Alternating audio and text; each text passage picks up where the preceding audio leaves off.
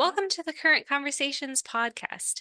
I'm Savannah Hugdahl, your host. I'm Gloucester County's Public Communications Media Specialist, and today we're talking with Crystal Booker about something really exciting that's coming up this holiday season. This is kind of a special episode because normally we talk to county employees who are working on things, and we actually know Crystal through one of our sister organizations, the Gloucester Resource Council. So, Crystal, I'm going to let you introduce yourself. Would you like to tell everybody what your day job is like? Sure. So my name is Crystal Booker, like Savannah said. My day job, and one of my many hats that I wear, is I'm the Assistant Director for Donor Relations, Stewardship, and Alumni Engagement at VIMS. So my day-to-day job is just really getting to know the community and the people around us and how we can all be supportive of one another and live in a healthy community. And that's sort of the hat that got me going down our current realm, which is the Festival of Trees and the Resource Council. The Resource Council definitely helps me expand in my knowledge of our community. And I'm from here, so it helps me really tap in and see all the great things we have to offer. Yeah, same boat for me. I was born and raised here, but I didn't hear about the Resource Council until I took on this job. And if you guys are in the same boat, the Resource Council is a group of community organizations, and that can be nonprofits, that can be businesses, it's volunteers, and we meet once a month to talk about events we have coming up in the community, services we offer. If we hear of a need, let's say a family has reached out to one of our organizations and says, I really need transportation support. We can figure out as a group how to get services to this family. And it's a great way for families who have more than one need. Like if they're intersectioned at we need housing and we need jobs, that might be two different organizations that need to step in, and that's where the Resource Council really shines. So, can you tell me about how you got involved in the Resource Council and kind of what your role has been recently? Sure. So I got involved in the Resource Council about 3 years ago, maybe four at this point. And that was through my previous job with Bacon Street Youth and Family Services. So that's a small local nonprofit. We've got an office in the courthouse area of Gloucester and then Williamsburg and Newport News as well. And one of my coworkers had mentioned the Resource Council as a way to really get to know how to do my job better. At the time, my job was outreach. And so when people turned Mm. to us for needs in the community, my job was to figure out where to send them. It was kind of like light case management at the time, and really building the relationships so that we knew where to send people so that they didn't have to keep bouncing around from place to place to place to figure out how to get the help that they needed. And that Mhm. was a wide range of things, like you mentioned. It's housing, it's food, it's clothes, it's backpacks for their kids when they start school, it's presents around the holidays, it's support for their grandparents who are their caregivers. Like it's a wide range of things. And the Resource Council really checked all the boxes. It was the easiest monthly meeting that I came out with tons of connections, and I knew exactly where to send people when they turned to me at any variety of services. What she's avoiding saying because she's bashful is that she was the chair for the last I 2 years. was, but that it was a little bit later down the road. I was a chair for 2 years, and that was a big honor. I really enjoyed that experience. And I did step down past the baton over this past July, and then now I'm on the Festival of Trees Committee. So I'm still deeply involved, but I don't have to facilitate the meetings anymore. She tried to step back and she just can't. Couldn't So do it. let's talk about Festival of Trees. Can you tell me kind of what the idea is for this event that would be coming up for the first time in December? Sure. So when I stepped in as the chairperson for the Resource Council, we constantly were getting kind of two-sided conversations. Some people really loved being virtual because they could always make the meetings and they always knew what was happening, and others don't thrive in that environment. So we had an entirely separate group of past organization members, and this is a free organization, so it's a huge net of people to network with, who only really found the value in person because there's the networking that happens after and before. It's more authentic for some people. And so we were trying to figure out ways to mesh them in the middle. And the thing that we constantly heard was we need a resource fair. But if you've ever been to a resource fair, they're incredibly challenging to put together. And a lot of Mhm. times they have great attendance, but it's very reliant on the external barriers. So as long as Like it's not marketing and raining, as long as vulnerable populations have plenty of transportation, as mhm. long as whatever that resource fair is about is marketed to say exactly what's going to be there in every single minute detail, Mm.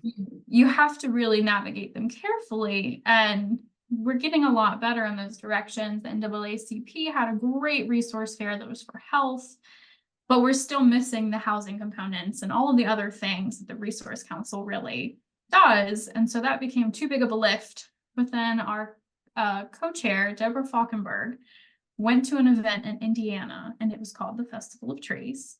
And theirs was hosted by a museum, but she was incredibly moved by the way that this museum brought together organizations. It was a fundraiser for them. So we took an idea and kind of ran with it.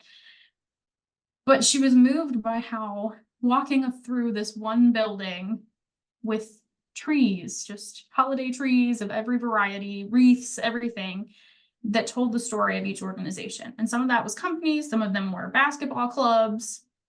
I mean, the net was wide. It was real estate agents, it was everything that a community had to offer. And they created trees, the Christmas trees, think of that. And they would make them out of basketballs or like the badges for Girl Scouts. So they would have sashes and badges all over the tree that talked about the activities that that group did that year. They really told the story of what all of them in the community did through a tree. Such a simple concept. And we took that and ran with it. Well, it's such a fun idea, because it can be beautiful, it's festive. You don't have to stand there and tell the story a bunch of times. You can kind of let the tree speak for itself. Yeah, Um, so a resource fair that's on autopilot is what we thought.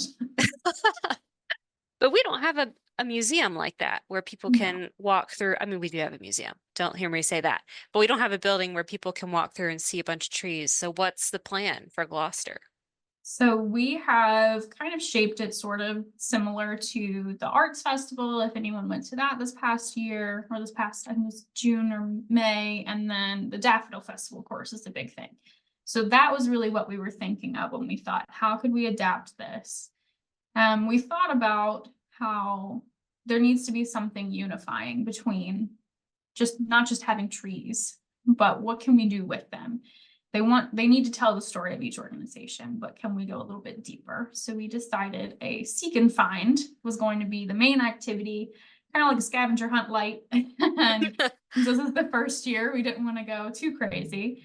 But each organization, whether that's any GRC organization or any nonprofit in the area that might not be a member yet. And we've also opened that up to Matthews because it is a smaller community, but we share so many resources. It just made sense.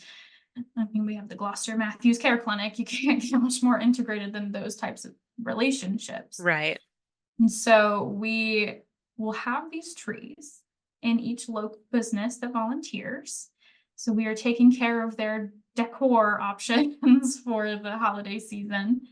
And each GRC organization has the opportunity to really craft that to be whatever they want it to be. It could be a 3-tiered bookshelf that has materials on it. It could be like that one organization that was just basketballs stacked on top of each other in like a structure. It could be something related to badges or I know that Bacon Street will probably do a tree that has a lot of interactive components surrounding mental health awareness. So activities to get through the holidays in a healthy and happy way. Sometimes holidays can be stressful. So that tends to be the thing that they hit on the most. And I know here at BEMS, we'll be talking all about the environment and ways that you can get involved, but also maybe there'll be a cute little crab that it's like a stress ball that sits on the tree for people to take away or interactive activities to really engage with that nonprofit in a fun way that doesn't just seem like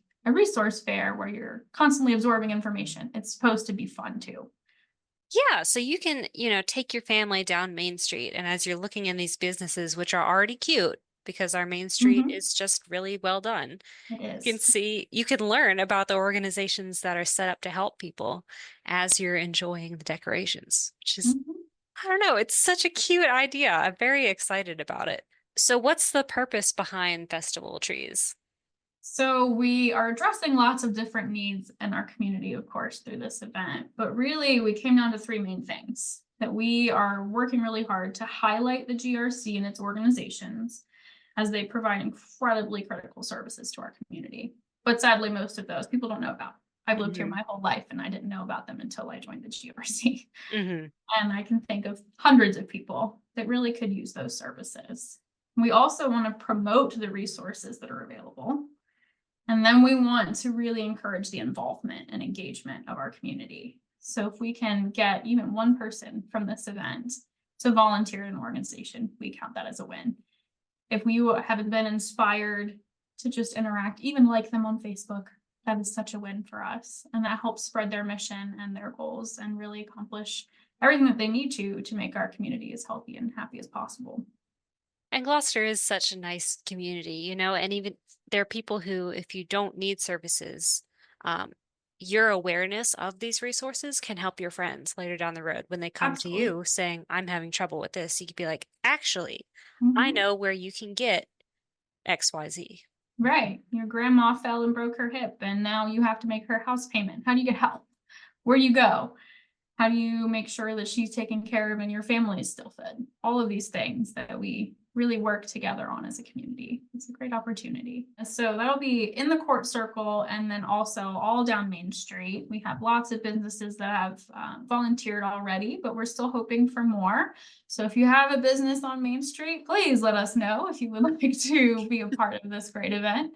We have tons of organizations and simply not enough space. So any help would be great in that realm. And we also have some other things. If anyone is familiar with Cindy Jenkins from Walter Reed Hospital, her vision is to turn this into a holiday wonderland for all of Main Street. So lots of ideas we have going on, but we will definitely be having carolers. We will have band. We will have lots of different activities and crafts along Main Street. So you don't just learn about the organizations, you get to do hands-on activities with your family, or just yourself if you feel like wandering down the street and getting some fun information and Oh walking my away with some gosh, community yeah. crafts. And I we'll could have lots of watch photo carolers for opportunities. hours.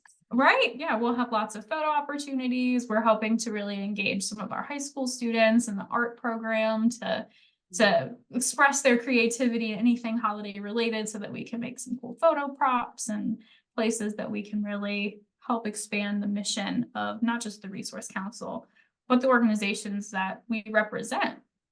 Our job is really to highlight these organizations, but to also engage the community and make sure that they know that they have opportunities not just to receive services, but to offer what they can too. We had a really amazing connection earlier this year, or maybe it was late last year. But anyway, we had a really amazing connection that was made from a local realtor who came to one of our meetings. She was getting tons of questions about how, like, resource services in the area. So if she's selling a house to someone who it's barely in their budget, but it needs a new roof, where do I go to get my new roof? How do I get help? How do I feed my kids if I pay for my roof? How do I make life continue to happen? Was constantly these questions that she was getting. And she happened to come on a day where Bread for Life was our presenter. And she was so inspired by that presentation that she went and volunteered with her daughter the next week at Bread for Life. She helped. Oh, I know. These are the types of connections that are available for anyone. I mean, we have the Humane Society, we do have contractors that volunteer for all of these organizations to make home repairs happen for free. We have people who donate hundreds of dollars worth of school supplies and or time. that, I mean, anything Yeah. that you need, each organization has the capacity for help. And so we want our community to know you can receive services, but you can help too. And it's incredibly rewarding and fulfilling. Let's springboard off that. If people want to get involved in Festival of Trees or if they want to get involved in the Resource Council, can you tell me where they can go? Oh, absolutely. So to get involved with Festival of Trees or just the Resource Council as a whole, it's welcome to everyone. It's completely free. We just ask that you show up and just, dedicate some time to really think about ways that you can engage and involve the community. And that would just be, you can contact us on Facebook. You can reach out to Gloucester Resource Council at gmail.com or Festival of Trees or GRC Festival of Trees at gmail.com. That one's a little bit newer. I don't have that to memory yet. And then we have a website as well, just gloucesterresourcecouncil.com. And there's all kinds of opportunities. We get lots of requests for assistance, but a lot less requests to help plug in for volunteer opportunities or financial support opportunities. There are always people who say, I don't have time to give you, but I do have money. And we need that too. We love that. Yeah. And I know there's, at the high school, all the honor societies require volunteer hours. So I feel like this is a good opportunity for them. Great opportunity to really tap into the community and give back. And it's incredibly fulfilling. We've never had someone say, well, I won't do that again. And if people want to go to this, when and where is the Festival of Trees? The Festival of Trees kicks off on December 6th from 5 to 8 p.m. We'll be in the Courthouse Circle and along Main Street. We will have a portion of it closed off, so it'll be nice and safe for pedestrians. But those trees, they will actually stay up through the remainder of the holiday season. So they will come down in January. We're very gracious to our hosts to allow us to have them up for such a long amount of time. So even if you can't make it out to the event, you still have an opportunity to engage with those organizations all month long. That's wonderful because if you, work a day job, you can still come in the evening and see all the trees that everyone, came to enjoy on their time Absolutely. off. Yeah, absolutely. And there'll be lots of ways to engage with those trees. There'll be QR codes for fun activities. So even if you can't make it out to do the hands-on activities, there's still lots of ways to get involved. Wonderful. Well, thank you for coming on and telling us about this. This is really exciting. I kind of foresee it becoming an annual thing. It just seems so wonderful. But to be part of the first one, what an honor. So thank you, Crystal. Yeah, thanks for having me, Savannah.